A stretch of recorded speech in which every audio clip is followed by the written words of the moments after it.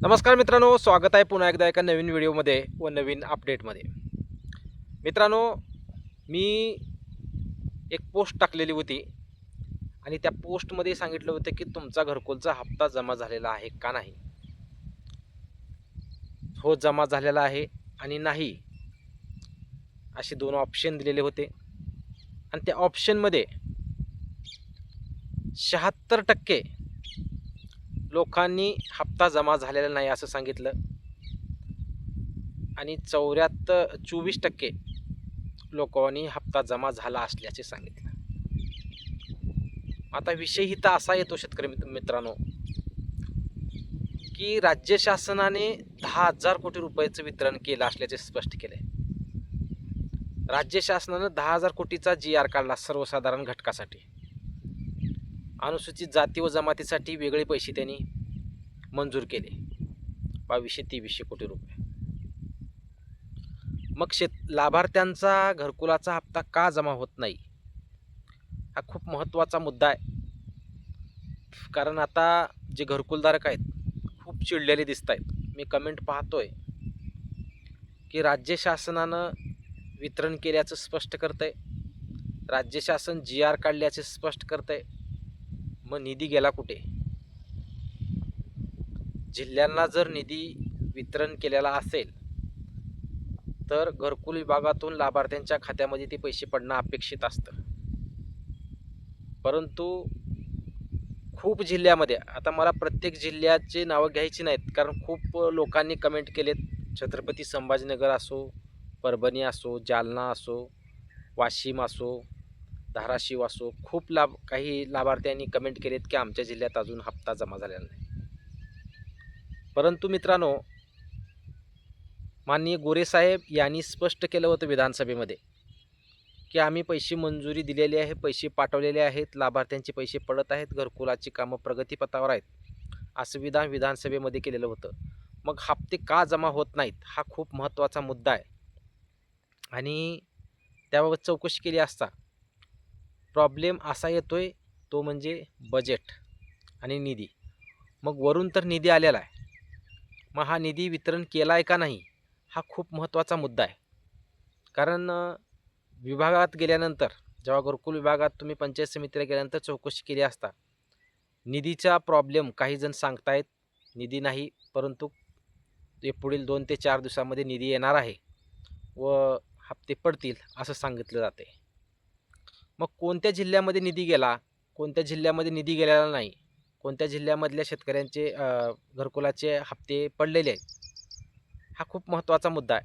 कारण ज्या जिल्ह्यामध्ये निधी गेला आहे त्यांचं वाटप सुरू आहे. परंतु काही लाभार्थी असे आहेत की ज्यांचे जुने खूप दिवसापासून डॉक्युमेंट दिलेले आहेत, त्यांचं जिओ टॅगिंग झालेलं आहे, त्या फोटोचं परत व्हेरिफिकेशन करण्याची केले जात असल्याचं सांगण्यात येत आहे. मी माहिती घेतली, कारण निधीही येऊन मी स्पष्टच त्यांना विचारलं की 10,000 कोटी राज्य शासन मंजूर केले, जाहीर केले, मग हप्ते का पडत नाहीत. त्यांनी जास्त न बोलता ह्या 4 ते 5 दिवसामध्ये हप्ते पडून जातील असं त्यांनी सांगितलं. परंतु प्रॉब्लेम निश्चितच निधीचा आहे, कारण आता सांगायची जास्त गोष्ट नाही, निधी नसल्यामुळंच वाटप थांबलेलं आहे आणि ज्यांचे जुने घरकुलाचे हप्ते थटलेले आहेत त्यांचे हप्ते पडत नाहीत, परंतु चालू रेग्युलरवाल्याचे खूप जणांचे हप्ते पडत आहेत, अशी मिळालेली मला अपडेट आहे. ज्यांचे जुने म्हणजे ज्यांनी अगोदर दिलेले कागदपत्र आहेत जुने, कारण मेन महत्त्वाचं म्हणजे घरकुलाच्या हप्त्यासाठी आपण प्रतीक्षा कधीपासून करतोय, तर 2-3 निवडणुका झाल्या, नगर परिषद, जिल्हा परिषद, याच्या अगोदर घरकुलाचे हप्ते पडत होते. परत आचारसंहिता लागली, त्याच्यानंतर काही टप्प्यामध्ये पैसे पडले, आताही काही जणांचे पडत आहेत. आता काही लोकांनी जिल्ह्यातून कमेंट जरी केली असेल तर त्याही जिल्ह्यात खूप जणांना पैसे पडलेत. परंतु विषय असा झाला आहे ह्याच्यामध्ये की जो जुने घरकुल आहेत, म्हणजे जुने ज्याने डॉक्युमेंट दिलेले आहेत अगोदर, त्यांचे हप्ते जास्त जणांचे पडत नाही आहेत आणि फ्रेशमध्ये म्हणजे याच्या अगोदर डॉक्युमेंट घेऊन विषय कसा आहे, ज्यांचे डॉक्युमेंट गेल्यानंतर जे जुने डॉक्युमेंट आपण इलेक्शनच्या अगोदर दिलेले होते ते डॉक्युमेंट तसेच आहेत, त्यांचे हप्ते पडत नाहीत. आणि त्याच्यानंतर जे वरीवरी डॉक्युमेंट खूप जणांनी दिलेले आहेत त्यांचे हप्ते लगेच पडत आहेत. मग त्यांचे हप्ते पडत आहेत आणि जुन्याचे का पडत नाहीत, हाही काही जणांचा प्रश्न आहे. त्यामुळं अगोदर ज्यांचे डॉक्युमेंट दिलेले आहेत त्यांची व्हेरिफिकेशनची प्रक्रिया चालू आहे. ज्यांचे जी जिओ टॅगिंगचे फोटो होते त्याचे परत फोटो अपलोड करण्याची प्रक्रिया चालू असल्याची माहिती मिळाली. त्यामुळं त्यांचे डॉक्युमेंट परत घेतले जातात का? एखाद्या वेळेस ज्यांचा जुना खूप दिवसापासूनचा जर हप्ता अडकलेला असेल तर त्यांनी एखाद्या वेळेस घरकुलच्या विभागामध्ये जाऊन पंचायत समितीला तिथं डॉक्युमेंट अजून एकदा द्यायचे आहेत का असं विचारा. कारण जर त्या अगोदरच्या डॉक्युमेंटवर जर त्यांचं काम भागत असेल तर चांगली गोष्ट आहे. आणि जर त्या नंतर अजून जर डॉक्युमेंट द्यायचा जर निर्णय त्यांचा झालेला असेल, निर्णय नसेलच, कारण डॉक्युमेंट तर दिलेले आहेत, जिओ टॅगिंग झालेला आहे, फोटो अपलोड करण्याची प्रक्रिया झाली आहे, ज्यांचे फोटो दिसत आहेत त्यांचे हप्ते पडून जातील, परंतु त्याच हप्त्यांना उशीर होतोय. आणि इलेक्शन झाल्यानंतर खूप जणांनी जे डॉक्युमेंट दिलेले आहेत त्यांचे हप्ते लवकर पडत आहेत. याचा अर्थ काय? तर निश्चितच कुठेतरी हा प्रॉब्लेम निधीचाच वाटतोय. कारण निधी वितरण येताच डायरेक्ट जे फ्रेश आलेले कागद आहेत त्यांचे डॉक्युमेंट घेऊन लगेच हप्ते टाकले जात आहेत आणि जुने डॉक्युमेंट ज्यांचे आहेत त्यांची ते महागच पडत आहेत. अशी परिस्थिती सध्या निर्माण झालेली वाटत आहे.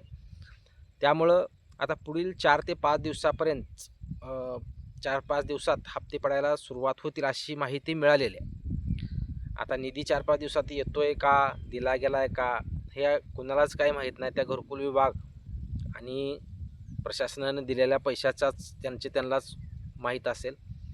परंतु आता सध्या मी माहिती घेतली त्या माहितीमधून तर 4-5 दिवसामध्ये जे राहिलेले उर्वरित आहेत त्यांचे टप्प्याटप्प्यानं हप्ते पडायला सुरुवात होतील अशी माहिती आहे. त्यामुळं खूप जणांचे जे कमेंटमध्ये 70% लोक कमेंट करतात की आमचा हप्ता पडलेला नाही, 20-30% लोक कमेंट करतात की हप्ता पडला आहे. त्यामुळं राज्य शासनाने यामध्ये लक्ष घालून जो निधी आपण दिलेला आहे किंवा नसेल तरीही तो निधी वितरित करावा. खूप लोकांचे घरकुलाचे हप्ते अडकलेले आहेत. खूप जणांचा घरकुलाचं बांधकाम अर्धवट झालेलं आहे. ते अर्धवट असलेलं बांधकाम पूर्ण करण्यासाठी तातडीनं त्या लाभार्थ्यांच्या खात्यामध्ये पैसे वितरित करणं अपेक्षित आहे. यासाठी योग्य ती कारवाई राज्य शासनानं करावी. कारण खूप जणांचा प्रॉब्लेम आहे. कारण या 10,000 कोटी वितरित झाल्यानंतर आता सर्वांचेच हप्ते पडतील अशी अपेक्षा होती, परंतु हप्ते पडणार आहेत यात खात्री आहे. परंतु वितरण झाले का नाही ही खूप महत्त्वाची बाब आहे. राज्य शासनाकडून एखाद्या वेळेस टप्प्याटप्प्याने निधी देण्याचा जर प्रकार असेल तर त्यामुळेही निधी अडकलेला असेल, त्यामुळेही हप्ते तटलेले आहेत. त्यामुळे राज्य शासन जर टप्प्याटप्प्यानं जर पैसे देत असेल तर ते पैसे जसे येतील तसे तुमच्या खात्यामध्ये वितरित केले जातील. त्यामुळे तुमचं FTO जनरेट झालेला असेल, ऑर्डर शीट निघालून FTO जनरेट जर झालेला असेल, रक्कम काही जणांची दाखवत असेल तरीही ती पडलेली नसेल तर ती पडून जाईल. ज्यांचं ऑर्डर शीट निघून FTO जनरेट झाले त्यांचेही पैसे पडून जातील. त्यामुळे पुढील 4 ते 5 दिवसात पाहूयात आपण. कारण खूप झालं आता हे राज्य शासन असो, घरकुल विभाग असो, यांच्या माध्यमातून पाहता तातडीने हप्ते पडताना दिसत नाही आहेत. त्यामुळे प्रशासनाने याकडे लक्ष देऊन उर्वरित ज्या लाभार्थ्यांचे घरकुलाचे हप्ते तटलेले आहेत ते तटलेले हप्ते त्यांच्या खात्यामध्ये देणं अपेक्षित आहे. पाहूयात नेमकं पुढील 4-5 दिवसात काय फरक पडतोय का. कारण हप्ते पडत आहेत, हप्ते बंद नाही आहेत, टप्प्याटप्प्यानं हप्ते टाकले जात आहेत. त्यामुळं पाहूयात पुढील 4 ते 5 दिवसापर्यंत मी चौकशी केली असता माहिती मिळालेली आहे. 4-5 दिवसानं जर हप्ते वितरणाची जर फास्ट पद्धतीने जर प्रक्रिया झाली तर निश्चितच लाभार्थ्यांच्या खात्यामध्ये घरकुलाचे हप्ते जमा होऊन जातील. ज्यांना खूपच वेळ झाला असं वाटत असेल तर निश्चित त्यांनी पंचायत समितीला जाऊन निश्चित तुम्ही एक वेळ चौकशी करा की तुमच्या घरकुलाचा हप्ता का जमा झाला. याबाबत काही जरी अपडेट लागली चॅनलवर व्हिडिओ घेऊन, चॅनलवर जर तुम्ही नवीन असाल तर चॅनलला सबस्क्राईब करून ठेवा, जेणेकरून असेच नवनवीन व्हिडिओ तुमच्यापर्यंत पोहोचवण्याचा मी प्रयत्न करेन. धन्यवाद.